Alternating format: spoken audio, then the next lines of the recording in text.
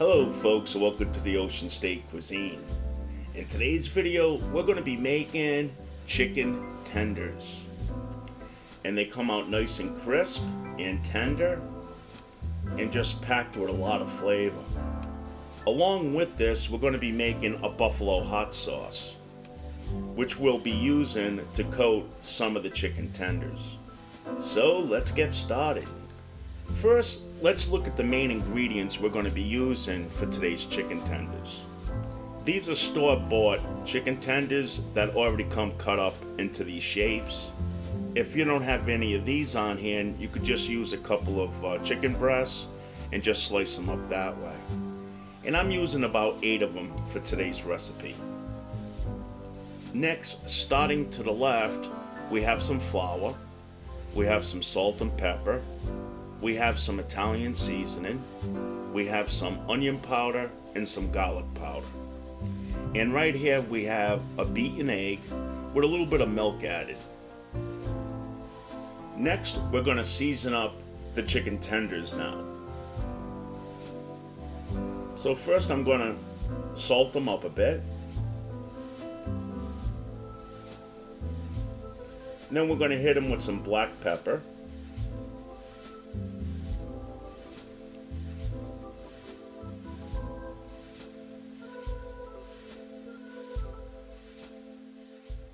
And next we're just going to use a little bit, we're going to sprinkle some Italian seasoning all over the chicken tenders. Next, we're going to hit them with some onion powder. And then last but not least, the garlic powder. And to me, garlic and chicken is a marriage. We are now going to turn them all over, and we're going to do the same to the other side. As we see here. Now that both sides have been well coated with the seasoning, we are now going to use a large food storage bag, and we're going to put our egg mixture right into that bag. And then we're going to place the chicken tenders right inside that egg wash. And again, the egg is going to make it where the flour later on is going to adhere and stick to the chicken. Actually, we are adding the chicken tenders first to the bag, and then we're going to add the egg. Just as we see right here. Now we're going to twist the bag closed like this and make sure that we have enough room in the bag where we could shake around the chicken tenders in that egg wash.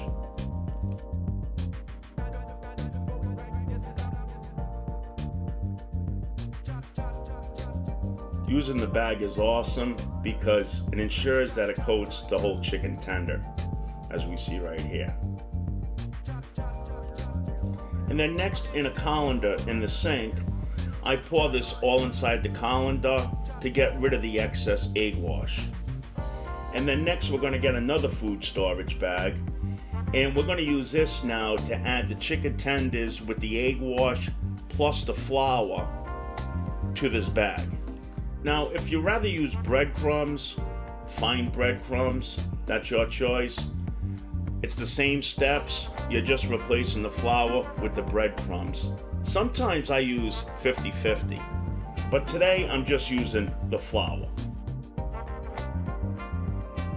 Now, after draining off the excess egg wash, we're now going to add the chicken tenders to the bag with the flour. Kind of like shake and bake. Food storage bags come in so handy when it comes to this kind of cooking.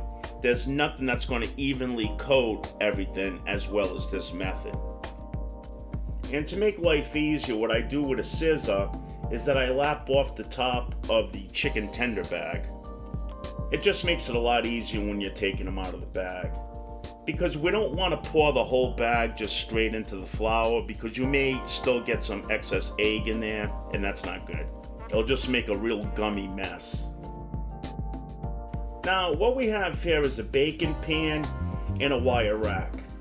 And what I'm going to do is, once I coat the chicken tenders with the flour, we're going to let them air dry on this wire rack. It just gives it a nice time to set up better and it gives a chance for some of those seasonings to kind of penetrate the meat a little bit while we're waiting for the fryer later to heat up. And for the fryer later, I got mine on about 360 degrees. So now next, we're going to start adding the chicken tenders by hand, each strip at a time, to the flour. And I add about maybe 3 or 4 tenders at a time, just so we're not overloading the bag and that all the chicken tenders are going to get evenly coated. But I realized that I also cut the flour bag also, and you don't want to do that, because now you're not going to have enough of a bag to really shake everything around in, so I'm transferring it now to a new food storage bag. So we just want to cut off the bag with the tenders and the egg in it. And now we're going to give it a nice shake and make sure that those chicken tenders get well coated.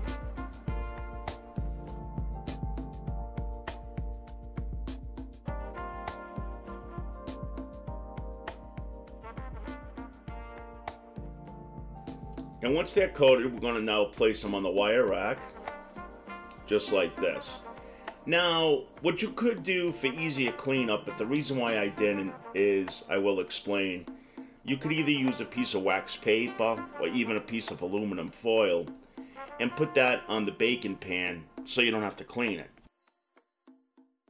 But the reason why I didn't use any wax paper, you could use aluminum foil though, is because I'm preheating my oven to 350 degrees.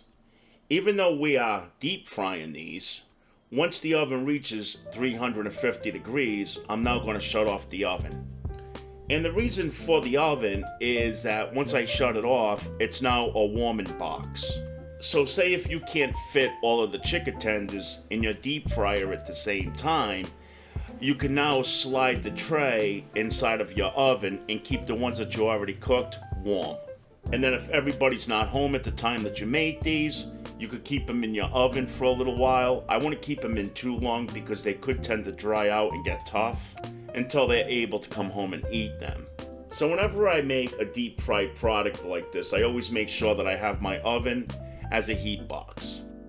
Because we know when it comes to dealing with fried foods and we want them to stay nice and crisp and tender and juicy, we don't want to dry them out, but yet they are sometimes a pain to reheat to get that same delicious product again. It's not like reheating a baked casserole. So now once I got all my chicken tenders on the wire rack here, I let them sit for a while, as I said earlier, so that they set up better. The flour is going to dry up a bit, and that's going to give you a more crisp chicken tender.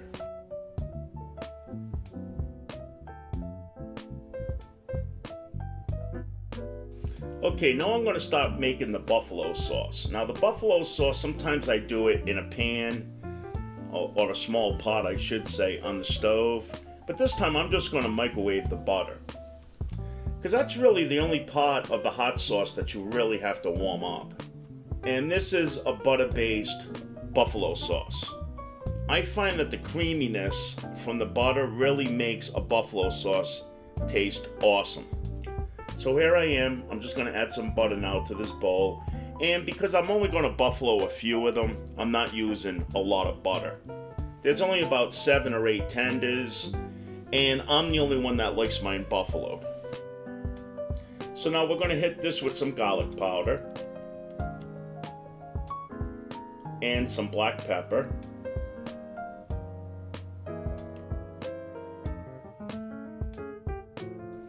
And then some salt.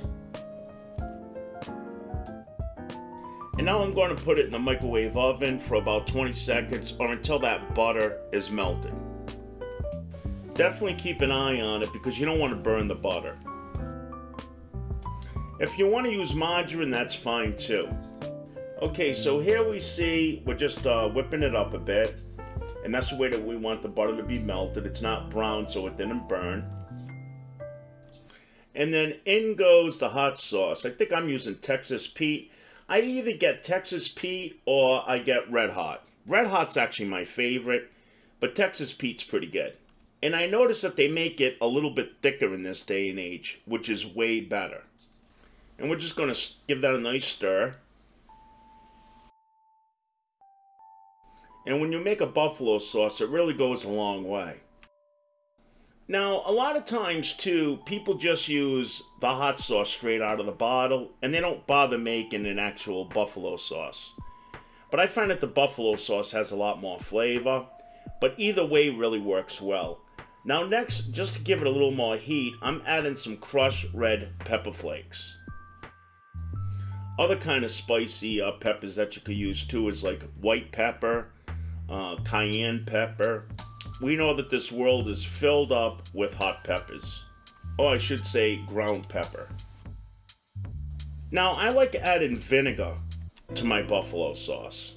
So I use vinegar right out of these jars, like whatever hot peppers come in, vinegar peppers, because this has some of the heat that was inside of that hot pepper.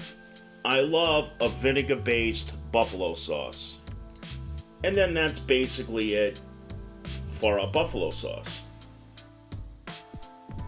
Now with our fryer later fully heated now, we're going to start adding the chicken tenders now to the basket.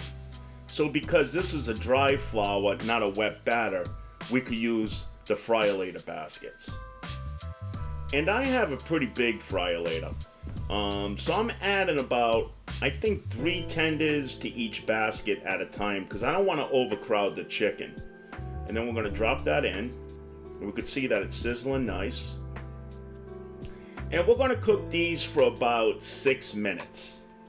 Now I know that they're going to be a little hot, but what you could do to test them to see if they're fully cooked, we used to do this at the restaurant all the time, is once you raise the basket, you could take out one of the chicken tenders and then just kind of crack it a little bit. And you should be able to see the inside of the meat and just make sure that the meat is pure white.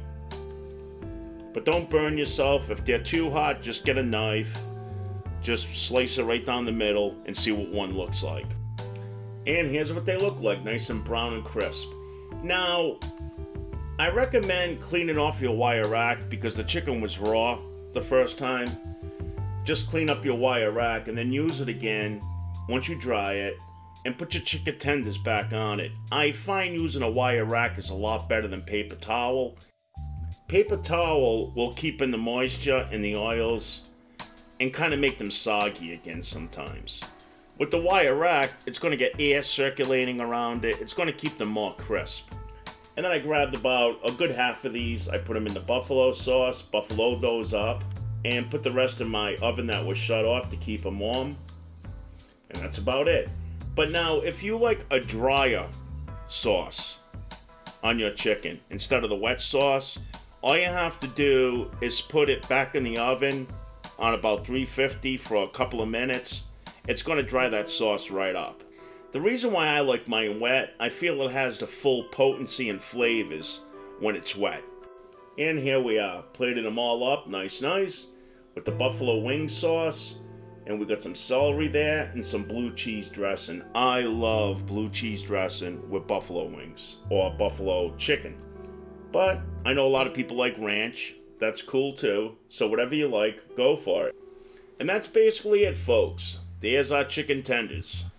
Give them a shot. I think you're really going to like them. And that's a wrap for today. So again, thanks for watching the OceanState Cuisine. Feel free to sub up for more delicious recipes coming your way. Comment down below because as always we love to hear from you. And until then, you guys have yourself a wonderful day. Take care. Bye-bye.